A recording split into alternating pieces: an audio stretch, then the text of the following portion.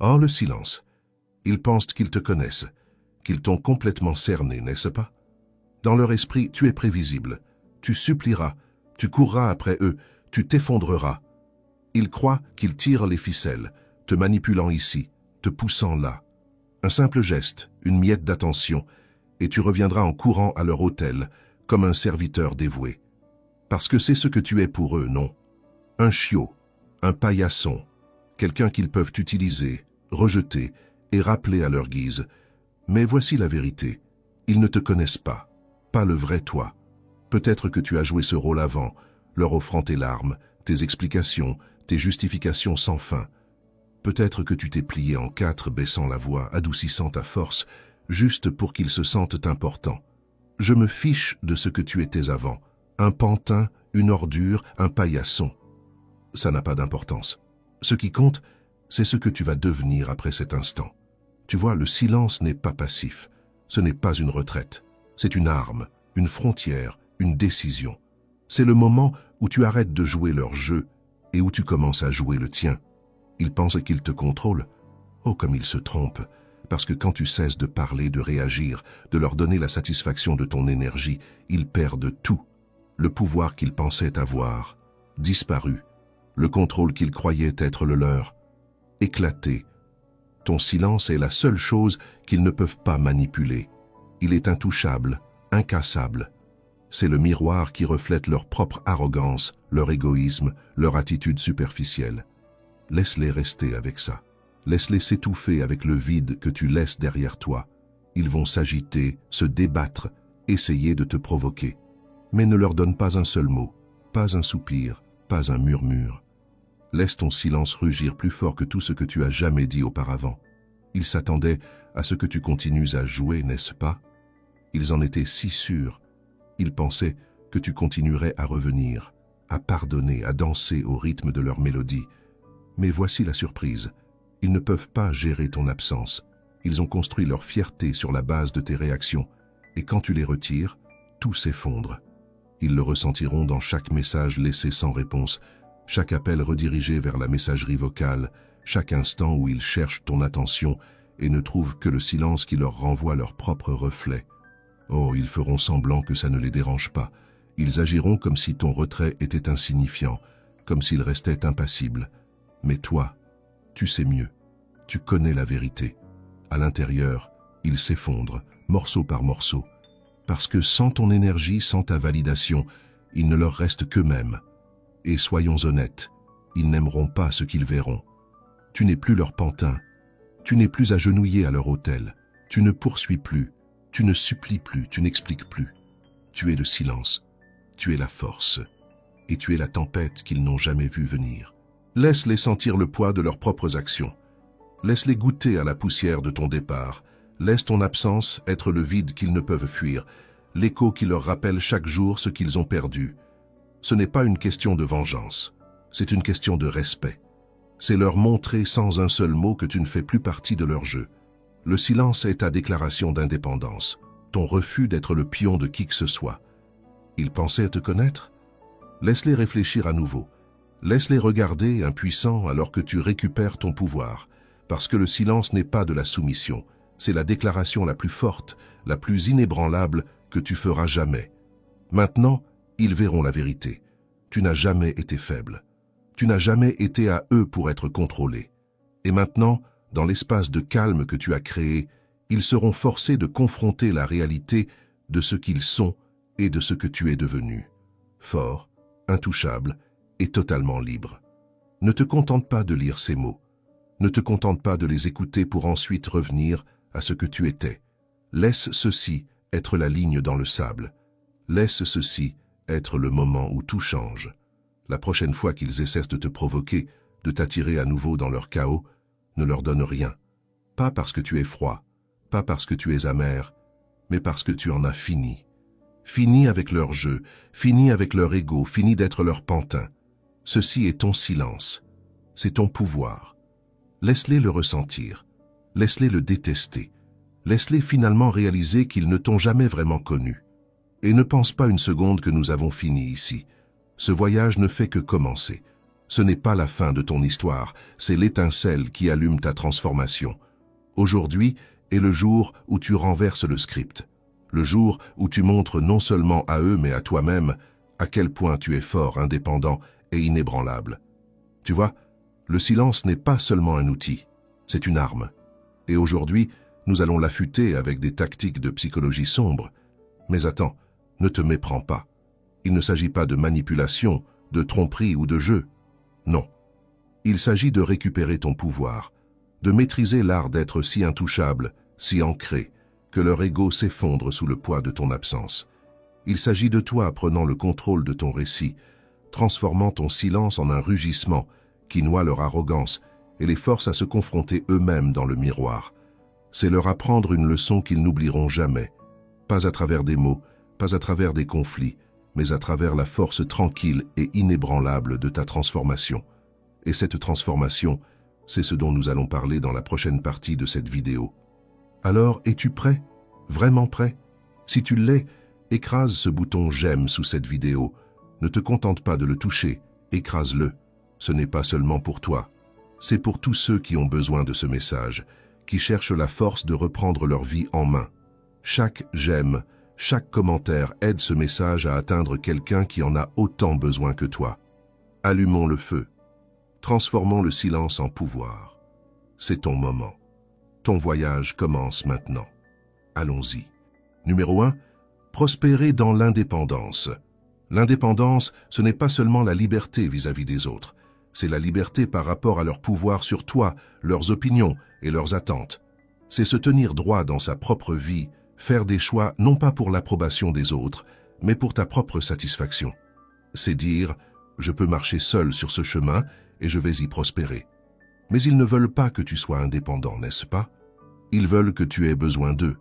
Ils veulent que tu restes petit, dépendant, prévisible, parce que c'est comme ça qu'ils te gardent sous leur emprise. Mais voici la vérité. L'indépendance détruit leur illusion de contrôle. Quand tu arrêtes de chercher leur approbation, quand tu cesses de tourner ton monde autour de leur attention, ils perdent le pouvoir qu'ils pensaient avoir sur toi. Tu crois que ça va leur faire plaisir quand tu arrêtes de venir à leur hôtel, quand tu arrêtes de courir vers eux chaque fois qu'ils laissent tomber des miettes d'affection? Oh non, ça va faire mal, parce qu'ils ont construit leur fierté sur le mensonge que tu as besoin d'eux. Mais aujourd'hui, tu leur prouves qu'ils ont tort. Comment fais-tu pour prospérer dans l'indépendance? Tu commences par te placer au centre de ton propre monde, pas eux, personne d'autre. Fais l'inventaire de ta vie. Qu'est-ce qui te rend heureux? Qu'est-ce qui te fait te sentir vivant?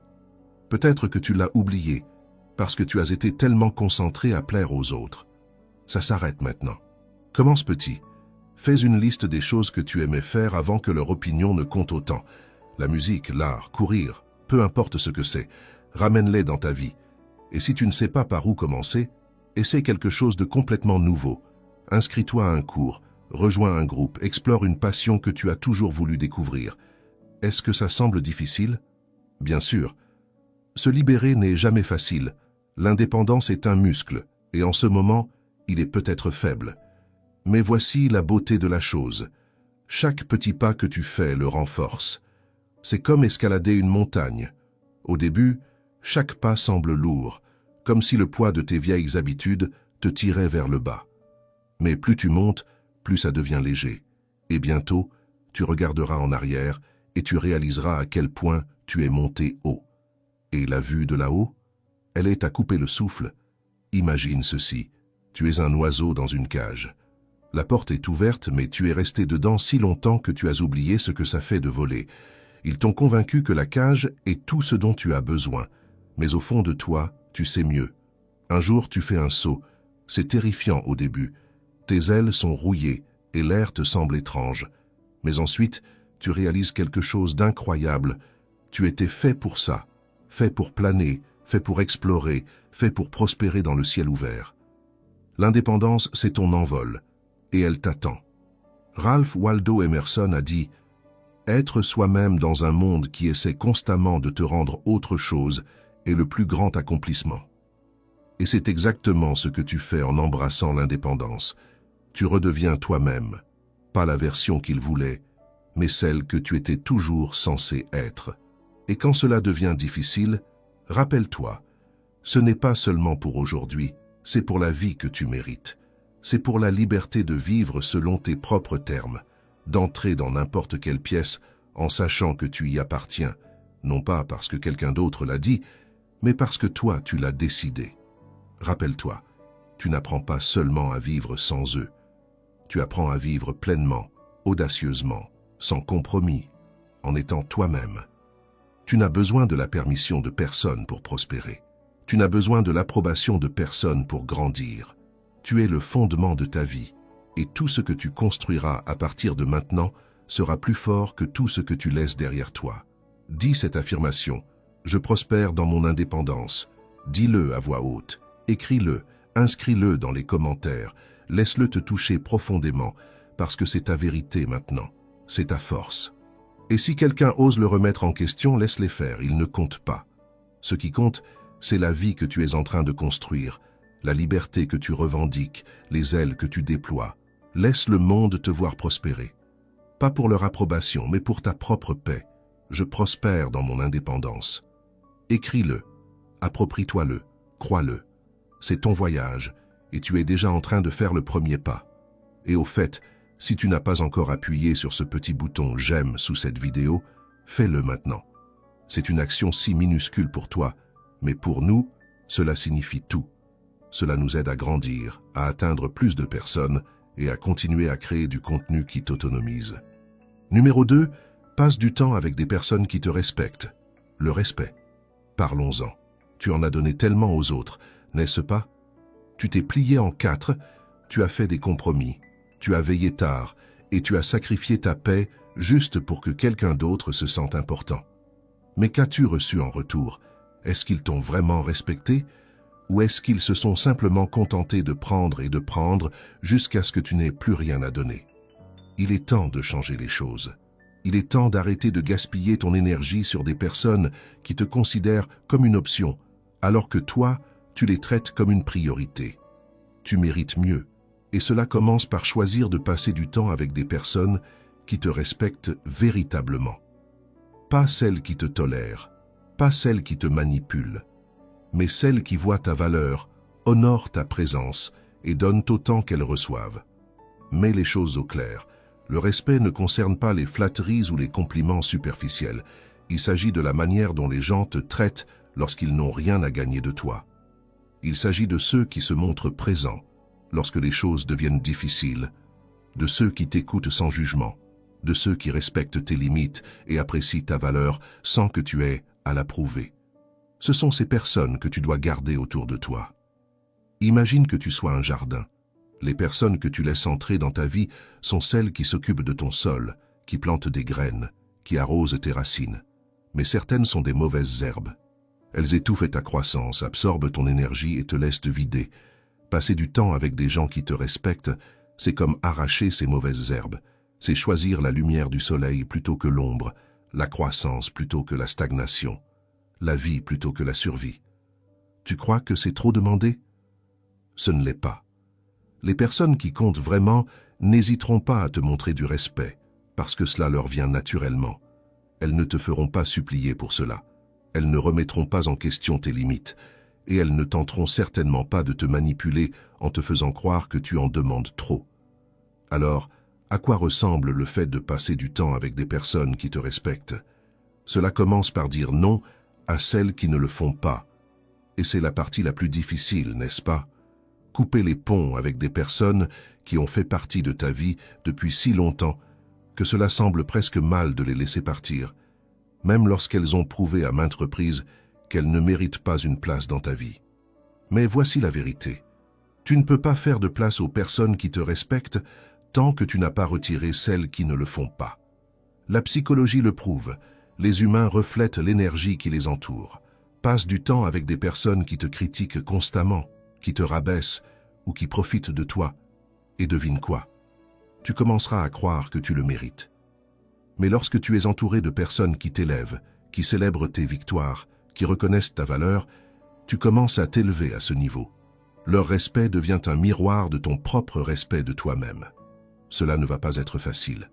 Au début, quand tu commenceras à arracher les mauvaises herbes, ton jardin semblera vide. Mais ce vide n'est pas une perte, c'est une opportunité. C'est de l'espace pour une nouvelle croissance, pour de meilleures relations, pour des connexions qui nourrissent ton âme au lieu de la drainer. Imagine ceci. Tu es un diamant brut. Les personnes qui ne te respectent pas te traiteront comme une simple pierre, marchant dessus, ignorant ton éclat, oubliant ta valeur. Mais les bonnes personnes, elles voient le diamant. Elles le polissent, le protègent et l'apprécient pour ce qu'il est réellement. Comme l'a dit Maya Angelou, ne fais jamais de quelqu'un une priorité, alors que pour lui tu n'es qu'une option. C'est l'énergie que tu dois adopter. Le moment où tu cesses de donner la priorité à ceux qui ne te respectent pas, c'est le moment où tu commences à créer une vie entourée d'amour, de dignité et de respect mutuel. Si cela te semble difficile, souviens-toi de ceci. Chaque personne que tu laisses partir ouvre une porte pour que quelqu'un de mieux entre. Chaque fois que tu exiges du respect, tu enseignes au monde comment te traiter. Ce n'est pas une question de froideur ou d'amertume. C'est une question de t'honorer suffisamment pour ne laisser entrer que ceux qui reflètent ta valeur. Dis cette affirmation. Je mérite le respect et je choisis de m'entourer de ceux qui m'honorent. Laisse cela résonner en toi. Écris-le, crie-le, inscris-le dans les commentaires. Fais-en ton mantra, parce que la vie que tu construis maintenant est une vie où le respect n'est pas négociable. C'est une exigence. Numéro 3. Élever ton intelligence émotionnelle. Mettons les choses au clair. Ils s'attendent à ce que tu réagisses. C'est ainsi qu'ils pensent te contrôler. Ils veulent ta colère, tes larmes, ta frustration. Parce que chaque réaction que tu leur offres nourrit leur sentiment de pouvoir. Mais lorsque tu élèves ton intelligence émotionnelle, quand tu arrêtes de leur offrir ces réactions, tu deviens intouchable. Tu passes du rôle de marionnette émotionnelle à celui de maître de ton propre esprit. L'intelligence émotionnelle, c'est la capacité de comprendre et de maîtriser tes émotions tout en comprenant celles des autres. Ce n'est pas réprimer ce que tu ressens, c'est le maîtriser. Quand tu restes calme pendant qu'ils s'effondrent, quand tu es posé alors qu'ils sont en plein chaos, ils perdent l'emprise qu'ils pensaient avoir sur toi. Ton calme devient leur frustration, ton contrôle devient leur défaite. Tu veux les voir s'effondrer? Ne crie pas, ne te dispute pas, n'explique rien. Reste calme, parce que rien n'est plus déstabilisant pour quelqu'un qui essaie de te provoquer qu'un calme absolu et inébranlable. Ils s'agiteront, essayant de comprendre pourquoi leurs mots ne blessent plus, pourquoi leurs actions n'ont plus d'effet, pourquoi leur jeu ne fonctionne plus. Et dans la clarté silencieuse de ton intelligence émotionnelle, ils seront confrontés à une vérité qu'ils ne pourront pas gérer. Ils ont perdu leur pouvoir sur toi. Comment élever ton intelligence émotionnelle? Tu commences par te connaître toi-même. Quand as-tu pris le temps, pour la dernière fois, de t'asseoir avec tes émotions? Pas de fuir, pas de les laisser exploser, mais de réellement les comprendre. Ce n'est pas facile, la conscience de soi ne l'est jamais. Mais quand tu prends le temps de comprendre ce qui te déclenche et pourquoi, tu commences à reprendre le contrôle de tes réactions. Imagine ceci, ton esprit est comme un thermostat. Quand quelqu'un essaie de te provoquer, il monte la température, essayant de te faire perdre ton sang-froid. Mais l'intelligence émotionnelle te permet de contrôler ce thermostat. Peu importe à quel point il tourne le cadran, tu restes à la température que tu as choisie. Il ne contrôle pas la chaleur. Toi, oui. Et quand ils réalisent qu'ils ne peuvent pas te déstabiliser, leur jeu entier s'effondre. L'intelligence émotionnelle signifie aussi voir à travers leur comportement. Pourquoi agissent-ils ainsi? Pourquoi essaient-ils de te provoquer? 9 fois sur 10, cela n'a rien à voir avec toi. C'est à cause d'eux, leurs insécurités, leurs peurs, leurs besoins de contrôle. Quand tu comprends cela, tu arrêtes de prendre leurs actions personnellement. Tu réalises que leurs mots et leurs comportements reflètent qui ils sont, pas qui tu es. C'est la liberté émotionnelle. C'est le pouvoir. Mais ne te fais pas d'illusions, cette transformation n'est pas facile. Apprendre à contrôler tes émotions, à répondre au lieu de réagir, est l'une des choses les plus difficiles que tu feras jamais. Il y aura des moments où tu voudras crier, riposter, prouver que tu as raison. Ne le fais pas. À la place, prends une profonde inspiration et demande-toi, est-ce que cela en vaut la peine? Parce que 9 fois sur 10, la réponse est non. Construire ton intelligence émotionnelle demande de la pratique. Commence petit. La prochaine fois que quelqu'un essaie de te provoquer, fais une pause, juste une pause. Compte jusqu'à 3. Respire profondément et choisis comment répondre. Au début, cela semblera étrange, mais avec le temps, cette pause deviendra ton super pouvoir. C'est le moment où tu récupères ton contrôle, ton calme, ta force. Imagine que tu es une montagne. Le vent souffle, la tempête fait rage, mais tu restes inébranlable. C'est cela l'intelligence émotionnelle. Le monde peut te lancer son chaos, mais tu restes enraciné, ancré, intouchable. Comme l'a dit Marc Aurèle, l'un des plus grands philosophes stoïciens, tu as le pouvoir sur ton esprit, pas sur les événements extérieurs. Réalise cela, et tu trouveras ta force. C'est l'essence même de l'intelligence émotionnelle. Tu ne peux pas contrôler ce que les autres disent ou font, mais tu peux contrôler comment tu y réponds. Et cette réponse ou son absence fera toute la différence entre rester piégé dans leur jeu ou t'élever au-dessus d'eux. Si cela te semble difficile, rappelle-toi ceci. Chaque fois que tu choisis le calme plutôt que le chaos, tu construis les bases d'une version plus forte et plus libre de toi-même. L'intelligence émotionnelle n'est pas juste une compétence, c'est un bouclier. Elle protège ta paix, ton énergie, ta vie. Et chaque fois que tu la pratiques, tu renforces tes limites, montrant au monde et à toi-même que tu es inébranlable. Dis cette affirmation. Je maîtrise mes émotions, elles ne me maîtrisent pas. Écris-le, dis-le à voix haute, inscris-le dans les commentaires. Laisse-le s'ancrer en toi, parce que c'est la vérité sur laquelle tu construis ta vie. Tu n'es pas esclave de tes émotions ni des manipulations de qui que ce soit. Tu es calme, posé et en contrôle. Quand ils te verront ainsi, quand ils réaliseront qu'ils ne peuvent plus appuyer sur tes boutons, ils comprendront qu'ils ne t'ont jamais vraiment connu.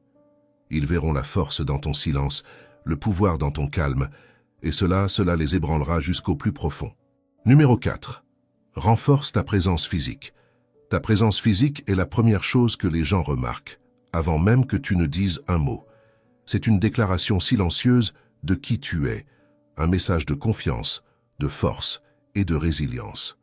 Quand tu entres dans une pièce avec assurance, quand ta posture, ton énergie et ta présence imposent le respect, tu n'as pas besoin de parler pour qu'on ressente ton pouvoir. Ils le ressentiront, crois-moi. Mais voici le problème. Ils ne s'attendent pas à ça de toi. Ils se sont habitués à te voir affaissé, petit, incertain de toi-même. Ils pensent t'avoir épuisé. Mais maintenant, il est temps de leur prouver qu'ils avaient tort. Parce que lorsque tu renforces ta présence physique, tu ne transformes pas seulement la manière dont les autres te voient, tu transformes aussi la manière dont tu te vois toi-même. La présence physique, ce n'est pas seulement une question d'apparence, c'est une question d'énergie. C'est marcher comme si tu possédais le sol sous tes pieds, te tenir comme si tu appartenais à chaque endroit où tu te trouves, et te déplacer comme quelqu'un qui connaît sa valeur. C'est envoyer un message sans avoir besoin de parler. Je suis ici, je suis fort, je suis inébranlable. Comment fais-tu cela? Commence par des choses simples. Redresse ta posture. Quand tu te tiens droit, avec les épaules en arrière et la tête haute, tu projettes immédiatement de la confiance, même si tu ne la ressens pas encore.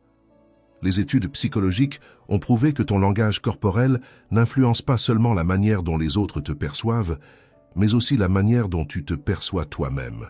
Quand tu te tiens comme quelqu'un de puissant, tu commences à te sentir puissant. Imagine un lion marchant dans son territoire. Il ne se précipite pas, il ne se cache pas. Il se déplace avec une force calme et délibérée, comme s'il savait qu'il était le roi de la jungle. C'est cette énergie que tu dois viser. Pas de l'arrogance, pas de l'agressivité, juste une force tranquille et indéniable. Maintenant, parlons d'action. Renforcer ta présence physique signifie prendre soin de ton corps, pas pour les autres, mais pour toi-même. Va à la salle de sport, prends un cours de yoga, fais une course. Bouge ton corps d'une manière qui te fait te sentir fort et vivant. Ce n'est pas une question de répondre aux attentes des autres, c'est une question de construire un corps qui soit aussi puissant que ton esprit. Quand tu entraînes ton corps, tu ne gagnes pas seulement en force. Tu te prouves à toi-même que tu es capable de transformation. Chaque pompage, chaque kilomètre, chaque goutte de sueur est un rappel. Je suis plus fort que je ne le pensais.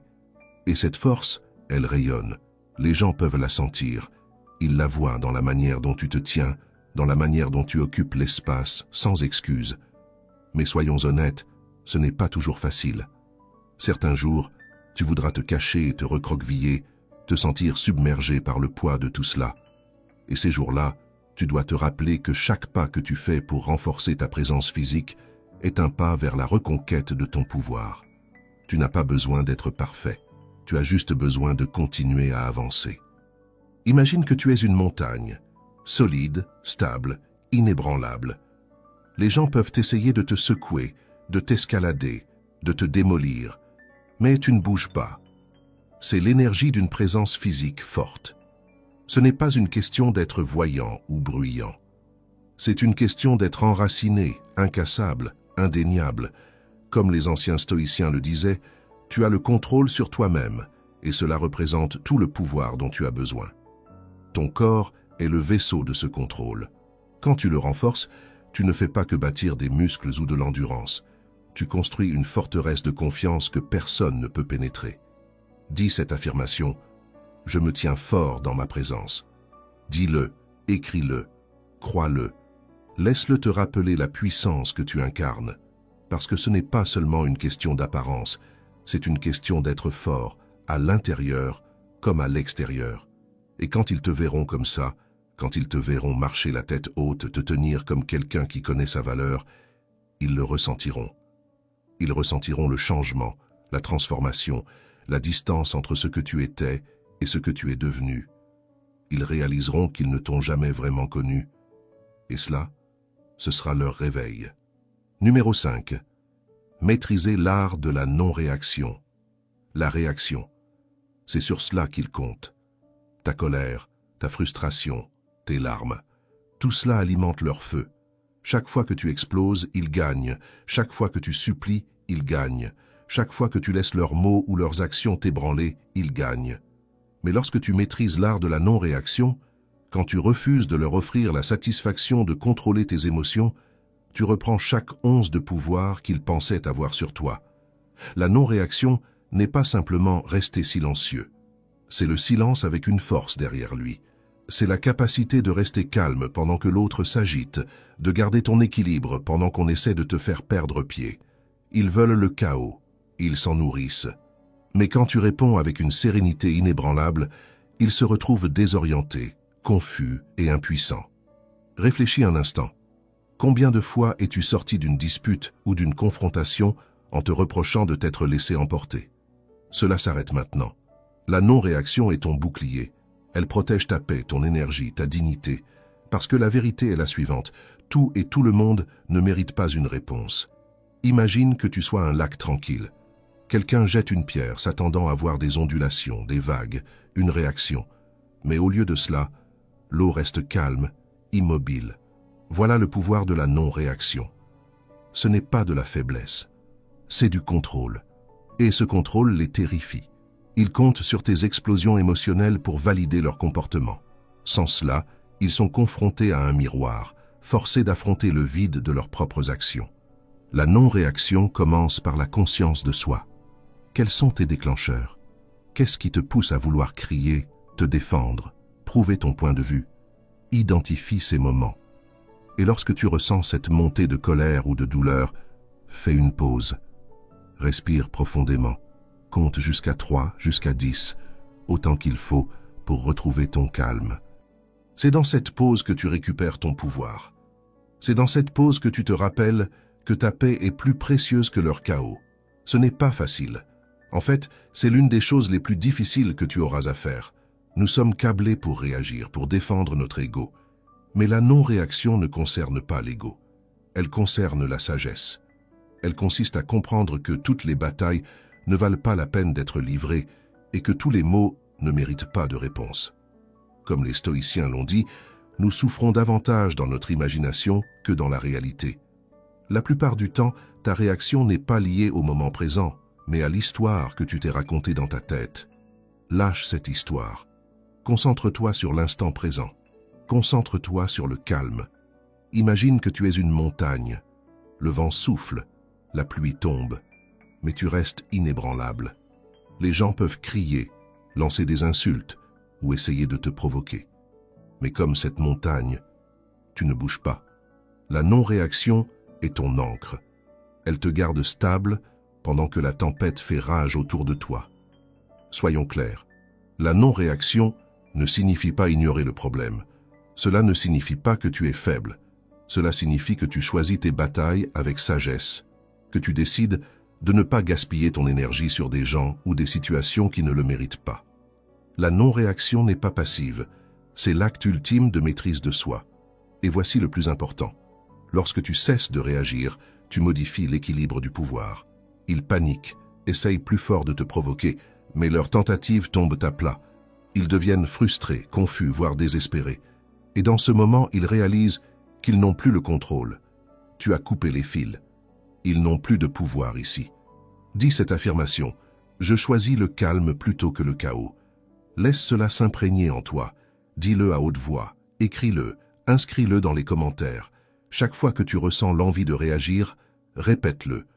Je choisis le calme plutôt que le chaos. Parce que c'est exactement ce que tu fais. Tu choisis la paix au lieu du drame, la force au lieu de la faiblesse, le contrôle au lieu du chaos. Et voici la beauté de la chose.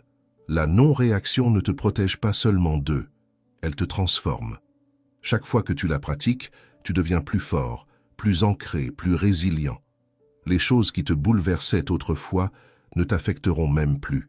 Tu traverseras la vie comme cette montagne, solide et immuable, tandis que les autres s'épuisent à essayer de provoquer une réaction. Dis cette affirmation, « Je choisis le calme plutôt que le chaos ». Dis-le, vis-le, deviens-le. Ceci est ton pouvoir maintenant, et personne ne peut te l'enlever. Laisse-les voir la force dans ton silence, le contrôle dans ton calme. Laisse-les réaliser qu'ils ne t'ont jamais vraiment connu, et laisse-les s'effondrer sous le poids de leur propre chaos, pendant que toi tu t'élèves au-dessus à chaque fois. Numéro 6. Construire un cercle intime solide. Affrontons la réalité. Les personnes que tu choisis d'avoir autour de toi t'élèvent ou te tirent vers le bas. Il n'y a pas d'entre-deux. Si tu dépenses ton énergie dans des relations qui te laissent vider, sous-évaluer ou irrespecter, il est temps de changer les règles du jeu. Ton cercle intime n'a pas besoin d'être grand. Il a besoin d'être solide. C'est une question de qualité, pas de quantité. De force, pas de commodité. De loyauté, pas de familiarité. Pense-y. Combien de fois as-tu maintenu une relation simplement parce que cette personne a toujours été là, même si sa présence ne faisait que te rabaisser? Combien de fois as-tu gardé quelqu'un autour de toi parce que vous vous connaissiez depuis des années, même s'il détruisait ta confiance, tes rêves et ta valeur personnelle? Ça s'arrête ici. Construire un cercle intime solide commence par une étape essentielle. Écarter ceux qui ne méritent pas d'y être. Ton cercle intime devrait être un sanctuaire, un espace où tu peux être vulnérable sans crainte, rêver sans ridicule, et où ta force est célébrée, pas redoutée. Ces personnes sont celles qui se présentent quand cela compte, qui écoutent sans jugement, qui te poussent à grandir parce qu'elles veulent te voir réussir. Elles ne sont pas jalouses de tes réussites et ne tirent aucune satisfaction de tes échecs. Ce sont celles qui applaudissent le plus fort quand tu t'élèves. Imagine ta vie comme un jardin. Chaque personne dans ton cercle intime est soit une source de lumière et de croissance, soit une ombre et un poids. Certaines sont des mauvaises herbes, grandissant trop près, prenant ton espace et absorbant ton énergie.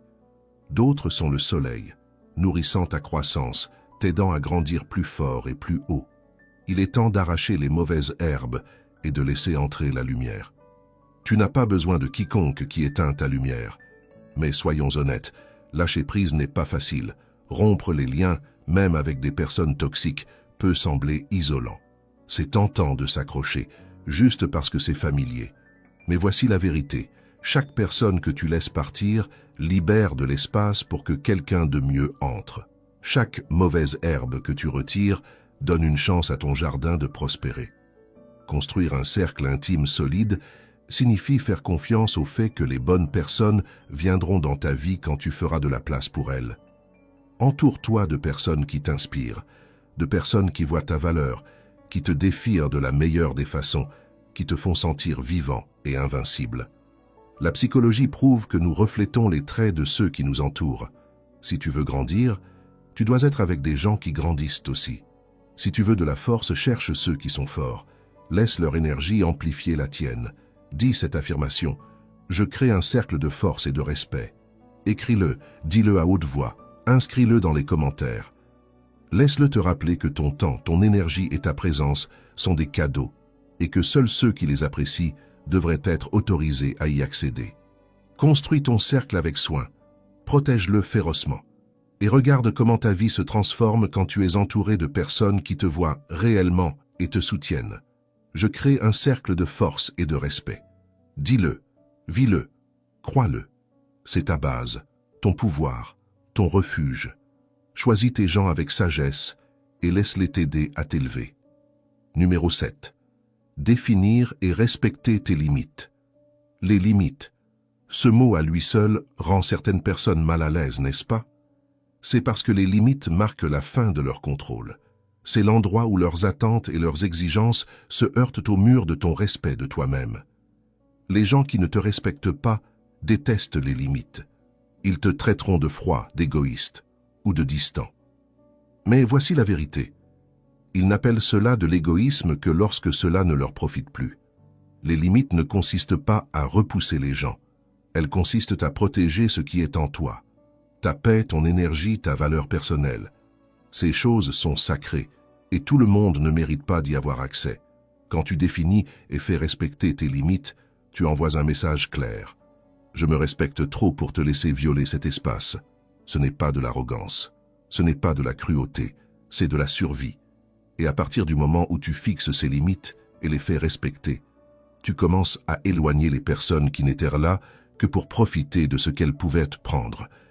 On te dira peut-être, mais c'est ta famille, ou vous êtes amis depuis des années. Laisse-moi te dire quelque chose. Ces étiquettes n'excusent pas le manque de respect. Le temps n'efface pas la toxicité. Si quelqu'un dépasse les bornes et refuse de le reconnaître, il ne mérite pas une place dans ta vie, peu importe l'étiquette qu'il porte. Les limites sont pour tout le monde, sans exception. Commence par définir ce que tu tolères et ce que tu ne tolères pas. Qu'est-ce qui te vide? Qu'est-ce qui te blesse? Qu'est-ce qui dépasse les bornes? Sois honnête avec toi-même, brutalement honnête. Si le comportement de quelqu'un érode ta paix, ta confiance ou ton bonheur, c'est là que ta limite doit être tracée. Écris-le si nécessaire. Rends-le concret. Il est plus facile de faire respecter une limite que tu peux clairement voir. Maintenant vient la partie difficile, faire respecter ses limites. C'est là que la plupart des gens échouent. Il ne suffit pas de dire « je ne tolère pas le manque de respect ». Tu dois le montrer. Quand quelqu'un franchit ta limite, tu dois le lui faire savoir. Calmement, fermement, sans excuse. Ce n'est pas pour commencer un conflit, mais pour affirmer ton espace. Et s'il ignore ta limite, s'il insiste, c'est là que tu te retires. Pas d'avertissement, pas de seconde chance. Faire respecter tes limites est une déclaration. Ceci est ma ligne. Et si tu ne peux pas la respecter, tu ne peux pas rester. Imagine que tu es un château. Tes limites sont les murs, les portes, le fossé. Sans elles, n'importe qui peut entrer, prendre ce qu'il veut et te laisser en ruine.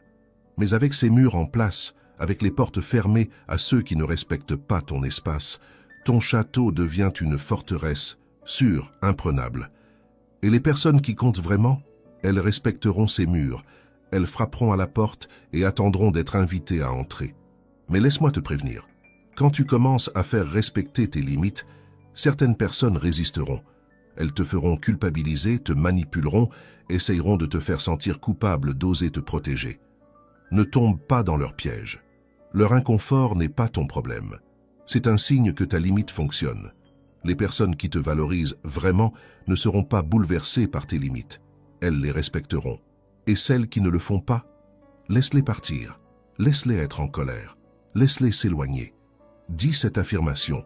Je définis et je respecte mes limites. Dis-le à haute voix. Écris-le. Fais-en ton mantra. Parce que c'est cela qui t'aidera à bâtir la vie que tu mérites.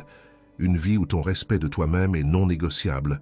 Une vie où tes limites ne sont pas seulement fixées, mais honorées. Je définis et je respecte mes limites.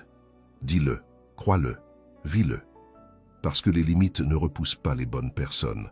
Elles les attirent. Elles clarifient qui tu es, ce que tu tolères et ce que tu mérites. Et lorsque tu fixes ces limites, tu ne fais pas que protéger ton espace. Tu apprends au monde comment te traiter. C'est ton pouvoir. Protège-le.